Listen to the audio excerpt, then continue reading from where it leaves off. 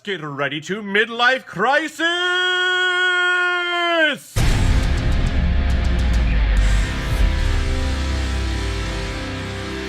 American Beauty, released in 1999, back when everyone thought the world was gonna end for the first time. Y2K? Anyone remember? No? Yeah. It was stupid. And this film was directed by Sam Mendes, who's also directed such films like Road to Perdition, Revolutionary Road, Jarhead, Spectre, and Skyfall. And this film stars Kevin Spacey, Annette Bening, Thora Birch, Allison Janney, Mena Savari, Wes Bentley, and Chris Cooper. Plus, this film ended up winning many Academy Awards, including Best Picture for 1999, beating out films like The Green Mile, which is wrong. But I am reviewing this movie because it was recommended to me from one of my subscribers, Dan Hensley. Thank you very much, sir. This movie is fucked up. Thora Birch gets nude in this film, which I am definitely okay with. I am okay with the human form and celebrating the beauty of the human figure, but she was the little girl in Hocus Pocus.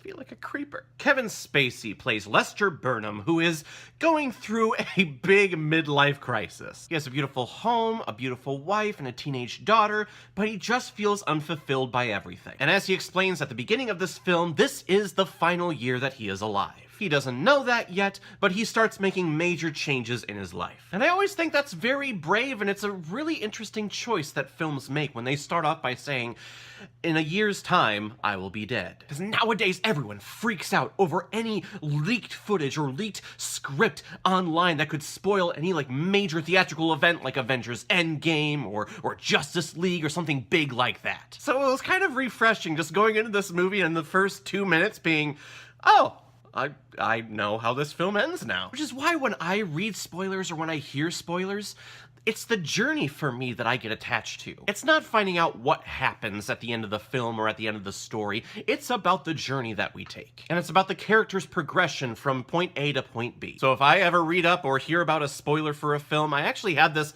magical ability to completely forget about it and completely ignore it when I'm watching the film. Because I'm so invested into the character and into the story, which is how it should be. And when I first saw this film many years ago, I was pretty sure I was a teenager. So these characters in their situation, I didn't relate to at all. Lester Burnham trying to fight for his job, or Annette Bening not being in love with her husband anymore, just kind of going through the motions. I was a teenager.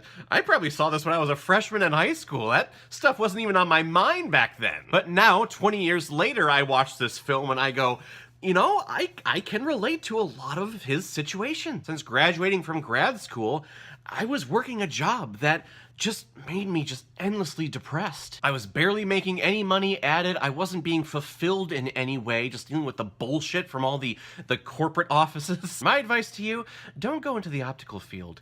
It's bullshit. But that's just my own experience. I'm sure you have had a job out there. Any of you had a job out there that you just thought, this is complete bullshit and I'm tired of it. In any field, in any profession. They're always there, but we work at them because, well, we have a responsibility to support myself and to support my family. So when this character, Lester Burnham, in our situation, at least the majority of our situations, stands up and says, yeah, I'm not going to take any more of this, and starts rebelling against the system, I immediately latch on to him. Kevin Spacey, you know, separate the man from his work. If we're just looking at Kevin Spacey, the actor, he is a fabulous actor. His range, his commitment to every character that he plays. And I love his portrayal of Lester Burnham. You just look at Kevin Spacey and you go, yep, that's a man going through a midlife crisis. He looks like that person. He has a marriage that he feels is a complete sham. And also his wife, I'm sure, feels that it's a complete sham too. They just go through the motions. They commute to work together. They eat dinner together.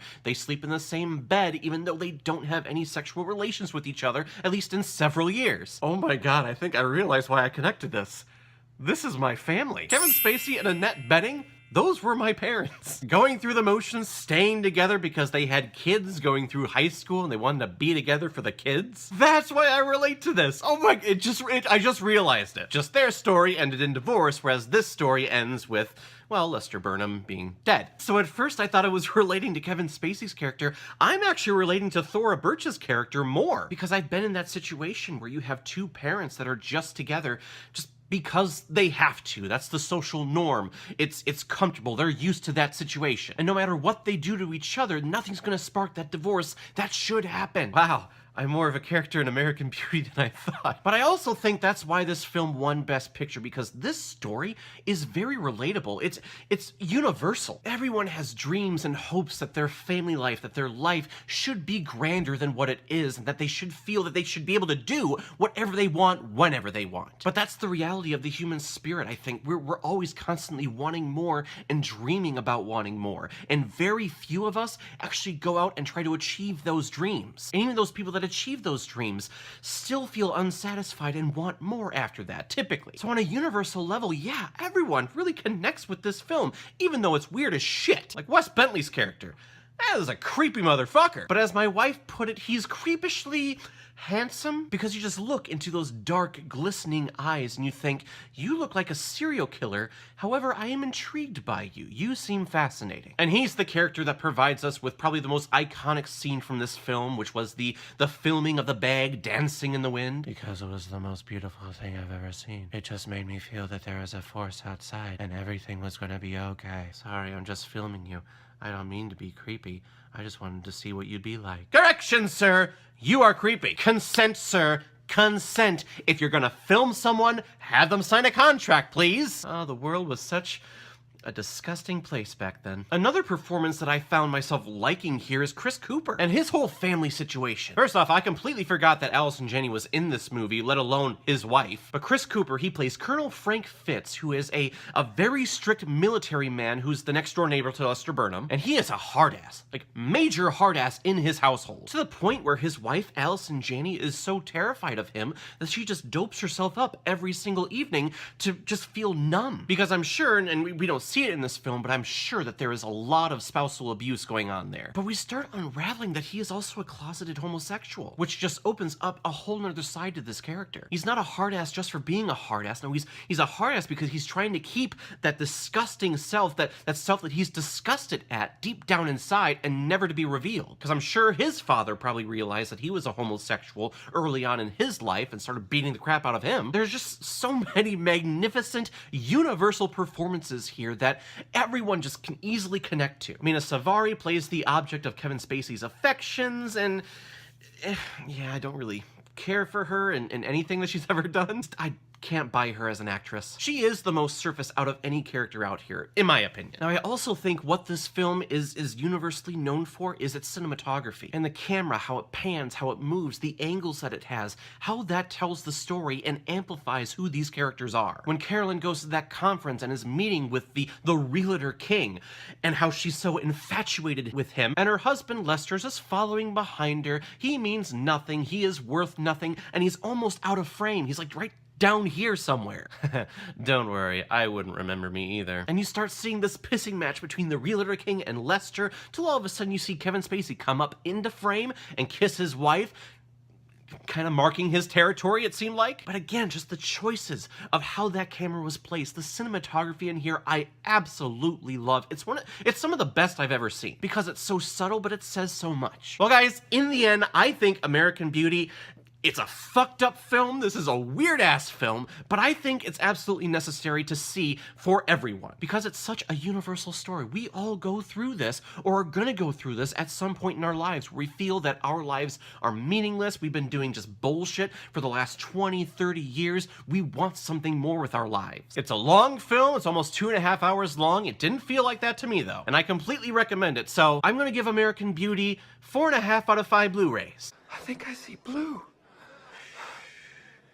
Looks glorious.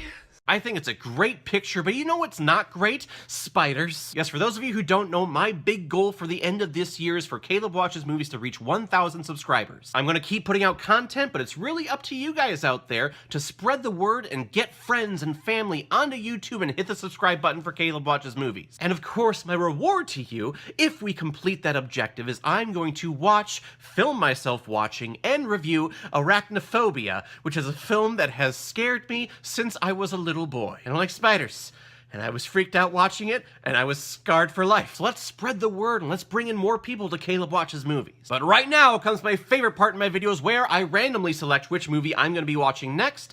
Let's take a look. Okay. This is gonna be a fun one. Sophie's Choice. Because that's just not a depressing movie at all. It's the street monster at her best, which, I mean, when is she ever not? But this is about a couple befriending, like a writer, I believe, and we kind of dig into, this is post-World War II, and we start digging into their past and their history with World War II, more specifically, the Holocaust. Which, like I said, it's not depressing at all. So that'll be fun to talk about next time. Thank you very much, Dan Hensley, for recommending American Beauty. If any of you have recommendations of films that you want me to watch and review on here, please leave your comment below this video or go to my Facebook page, my Instagram, or my Twitter. Leave your recommendations there. I have a whole list compiled of all the recommendations that I've received, so when I pick it at random, I will watch it and review it and give you a shout out here on the channel. So everyone, have you seen American Beauty? What did you think about it? Or if you've never seen it before and you stumbled across it because of this video, please comment below, let me know what you thought about it. And once again, when you're done commenting, please like and subscribe to this channel so you know the next time I'm posting my next movie review. So everyone, I will see you next time with my movie review of Sophie's Choice. So in the meantime, be well, be good to each other, and go watch a movie. Take care, guys.